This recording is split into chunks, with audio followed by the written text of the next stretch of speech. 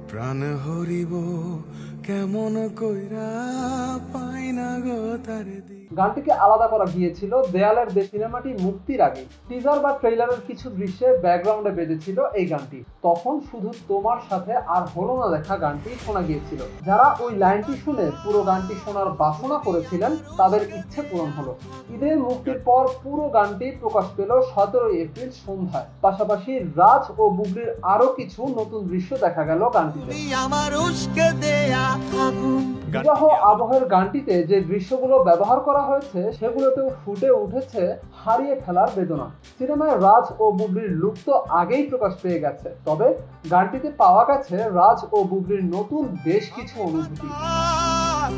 গানটি শুনে দর্শক শ্রোতারা সাধুবাদ দিচ্ছেন তো বটেই, সাথে মন্তব্যের ঘরে বেস্ট অফ লাক বাক্যটি সবচেয়ে বেশি ব্যবহার করছেন। গানটিতে ব্যবহার করা দৃশ্যগুলোতে রাজ ও বুবলির অভিনয়ের কিছু মুহূর্ত আলাদা করে চোখে পড়তে পারে দর্শকদের। বিসর্জনের ব্যথা শিরোনামের গানটি লিখেছেন সিনেমার পরিচালক মিশুক মনির রোহিত সাধু খান। ইমন চৌধুরীর সুরে গানটিতে কণ্ঠ দিয়েছেন মিঠুন চক্রবর্তী।